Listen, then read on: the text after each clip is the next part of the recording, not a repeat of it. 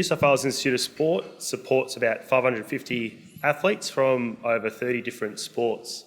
We employ about 22 coaches and 133 staff, so quite a big organisation. This is a very simplified version of our organisation, and the data science team sits in the corporate and communications arm. And we operate within the IT and analytics and operations department. This is us. So Rick's a senior data scientist. I'm a data scientist, formerly sports scientist, and Stevie Lillis, who does a wonderful job managing our Smarterbase site, has joined us a couple of months ago. Stevie's sitting over there. Give us a wave, Stevie, so everyone knows. So that's the small data science team at NSW. We're a very new team, so we haven't been around for very long. Officially about 12 months, or just under 12 months. There is a little bit of a backstory. In December of 2017, I was hired as a performance data coordinator. I was supposed to get NSW ready for data science, and officially our team started when Rick was hired to establish the team and lead the strategy. I will also mention that in June of 2018, Ryan Simmons was hired as the data systems administrator, who was a key cog in the first data science team. So Ryan has since left us and joined the Cowboys, and that's when Stevie stepped in to take over. So I won't go into too much detail of this timeline, but I suppose some key milestones along our journey. The first couple of months were really around planning and setting the strategy and understanding how our team was going to provide value. So we did spend a lot of the early couple of months focusing on that strategy. NSW had never had data science before, so we wanted to make sure that we could have maximum impact. There was a workshop that we attended in February earlier this year, hosted by the OAS, and that workshop was geared around using R in sport, which is a programming language. And we picked up an idea from there, building R Shiny apps, which became instrumental in our implementation. So I'll talk more about that later. And then from about March, we started completing and releasing our projects, and the projects came thick and fast then. The pipeline project in June was the project that won us the award that was mentioned, so we're quite proud of that. We'll actually give a couple of examples of those projects in this talk. So data science is a bit of a buzzword these days. I want you all just to take a moment to try and describe data science in your mind in one sentence. The best definition I think I've come across is that data science is doing creative things with data to add value.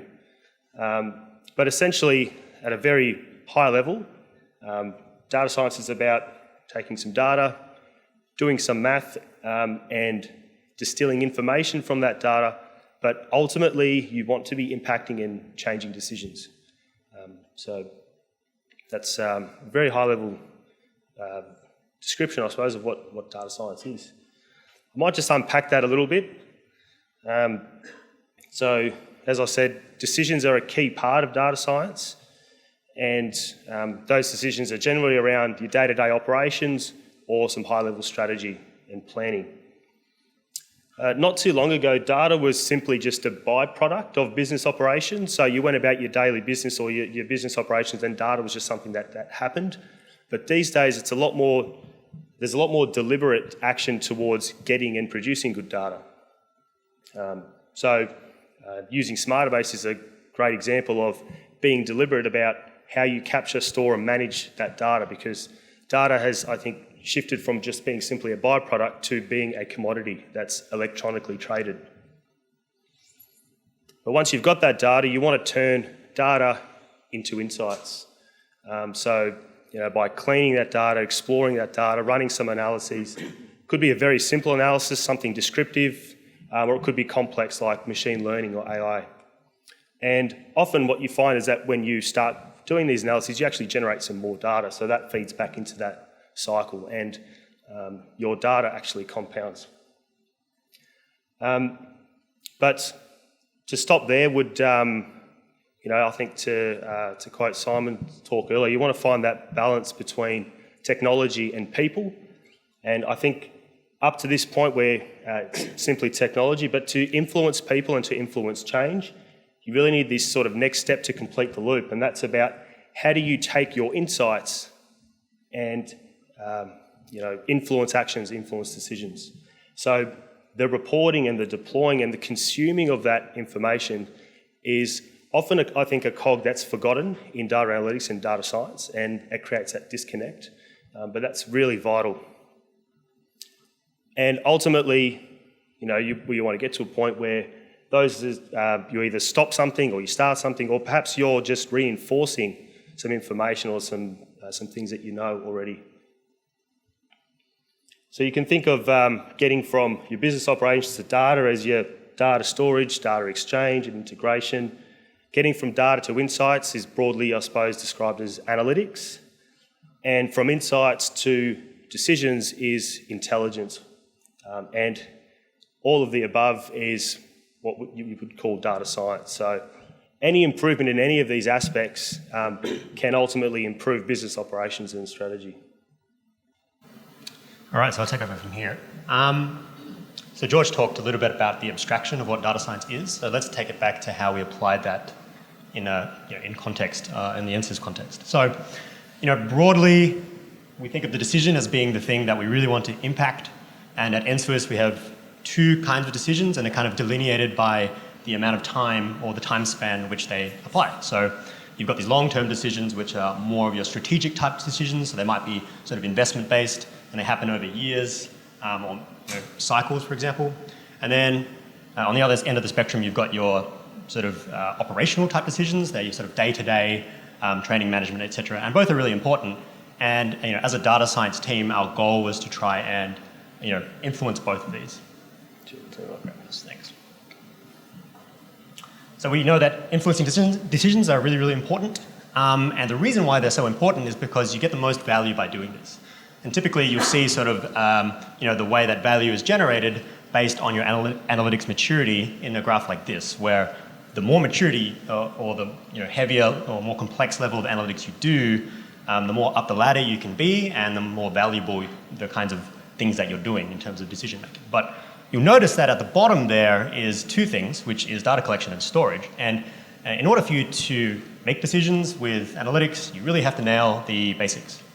So that's what we pretty much focused on at NSWS, really trying to get our data collection, data storage, and even doing some descriptive analytics, really, really good, so that eventually we can mature and get up to a point where we're influencing decisions using predictive and prescriptive analytics. In sport, there's a really interesting sort of alternative little box here, which is data collection using AI. So this is your computer vision and stuff. That's not a space that we play in. I certainly don't have the skills, and it's certainly not something that I think is that valuable unless you can connect it back to a decision. And again, it's all about the decision. So with that in mind, the strategic pillars, if you will, of data science was really threefold. We really wanted to try to automate processes to at least improve some efficiency where we can and reduce a lot of the manual work. Databasing so that we could do longitudinal analysis, and also deploying insights so that you can sort of get a self-service analytics type situation. So whenever we do a project, and I'll talk about projects in a second, we always try to find a project that aligns to at least one of these three strategic pillars. So that's pretty much what data science is and what it means to NSWS. Let's see how we implemented it at NSWS.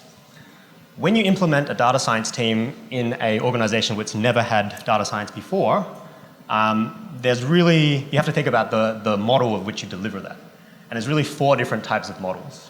So going from the left, we've got the center of excellence model, which is pretty much a very highly innovative sort of delivery model. And you can think about the blue circles as being your data science team, and the yellow circles being any kind of business unit. So maybe it's your high performance, your marketing, sports science, etc. So a center of excellence model really is geared towards innovation. And moving over to the right, you've got the sort of consulting type situation where you've got your business units and you've got a centralized data science team that's sort of working to answer the questions of the certain business units. Embedded, where every business unit has their own data science team. And then on the very right, we've got the product sort of model where every unit does have their sort of embedded data science team, but they're governed and managed by a centralized body. So what we did at NSW was the consulting sort of model. This is really good because it's cheap and we only have 3 people. But it also allows us to have a more holistic view of the business so that we're answering the kind of questions that affect everybody. What you sacrifice, though, in doing consulting sort of business intelligence type stuff is it's not as innovative, and that's because you can't really go as deep. But we felt like this was the best sort of model to take initially. Eventually, we want to get up to the product model where every sort of business unit has their data science, but they're sort of centrally governed. And while that's a bit more expensive, it's certainly a lot better. So then when we deliver a project to any kind of business unit, you have to take we employ what's called an MVP approach. So MVP stands for minimum viable product. And it's an approach that's sort of borrowed from software engineering where you kind of execute a project in stages. And after each stage, you end up with a product that kind of works, but it's not the final product. And the reason why we do this is primarily so that we can have a high chance of sustained adoption by the main stakeholders. This is really important because we come from an organization that's never had data science before. In order to gain credibility, you need to have this. One of the great things about this approach is that you sort of prioritize a list of features. So you sort of get the most pressing things done first, and it's sort of iteratively improved as the cycles continue. So you start with a bicycle and you end up with a truck, which is what you want, but the bicycle still moves. So now I'm going to talk about 3 examples of data products or data science projects that we implemented at NSW. I'm going to talk about the data transformation project, and George is going to talk about the scoreboard and pipeline projects.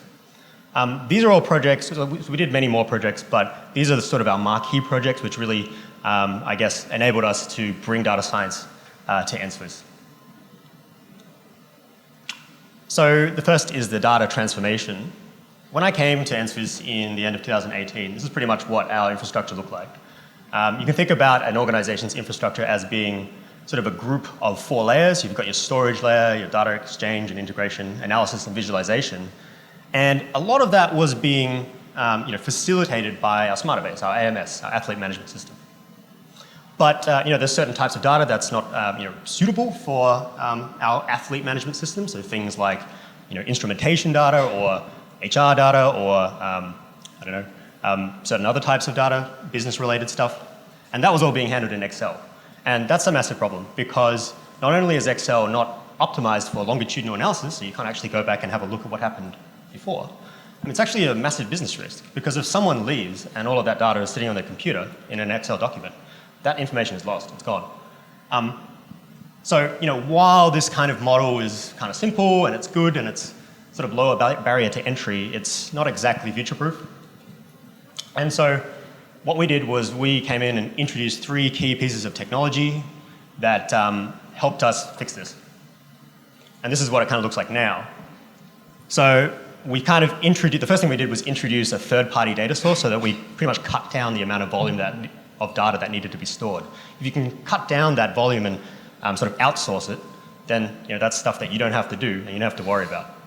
The second thing we did was implement a data warehouse in MySQL to facilitate the data exchange integration.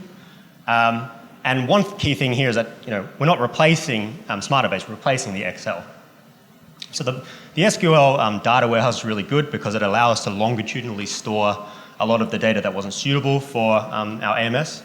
And the third piece of technology, and probably the most critical, is this piece of software called RS Connect. It's a professional paid version of a software called RStudio, which is a very common data science tool.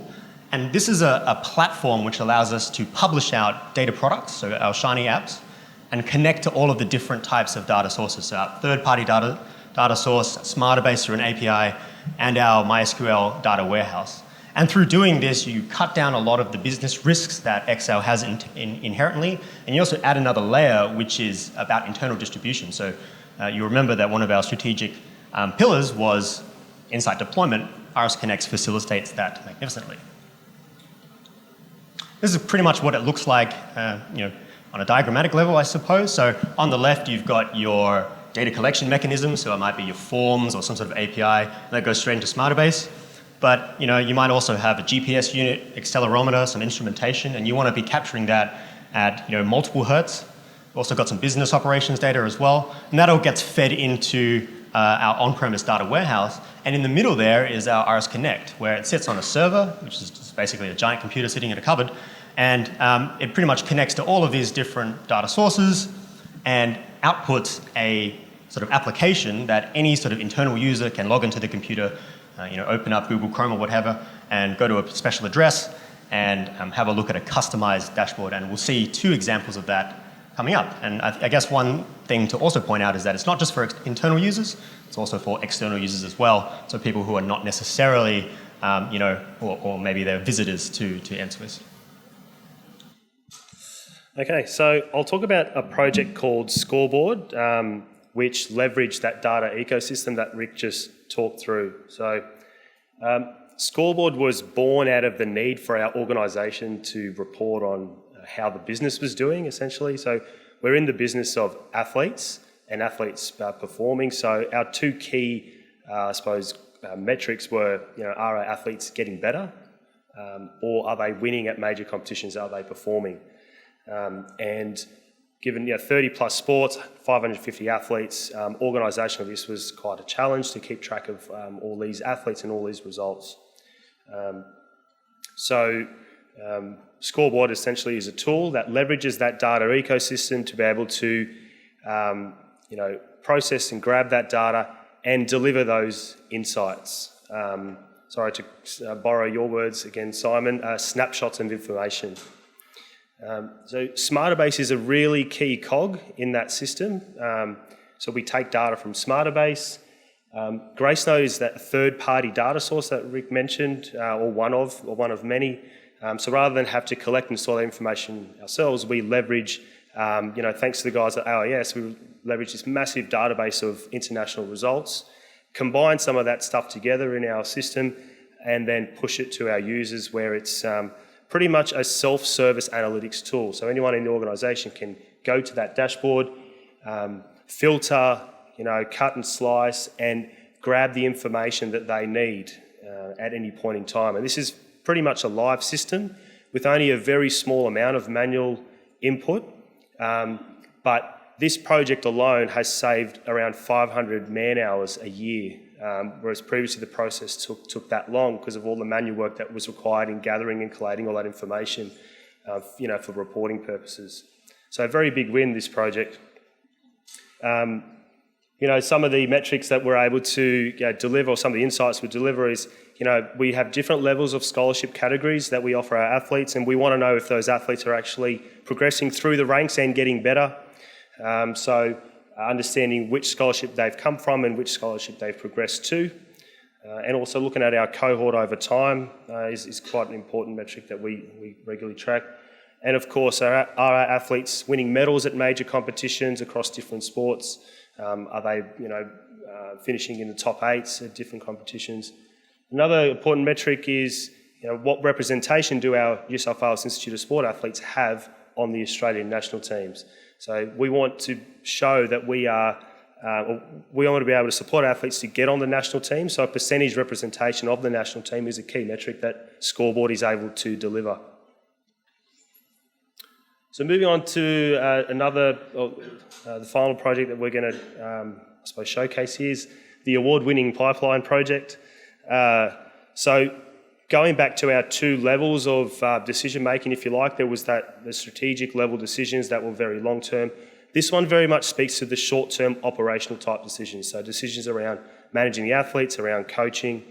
So essentially it was born out of the need for our performance support staff and our coaches to grab some data from the fields, so tools that they use out in the field. So any kind of tool that produces data, think GPS tracking, think video technology, any sort of lab testing equipment, motion tracking systems, any sort of system that's specific to the need of performance staff.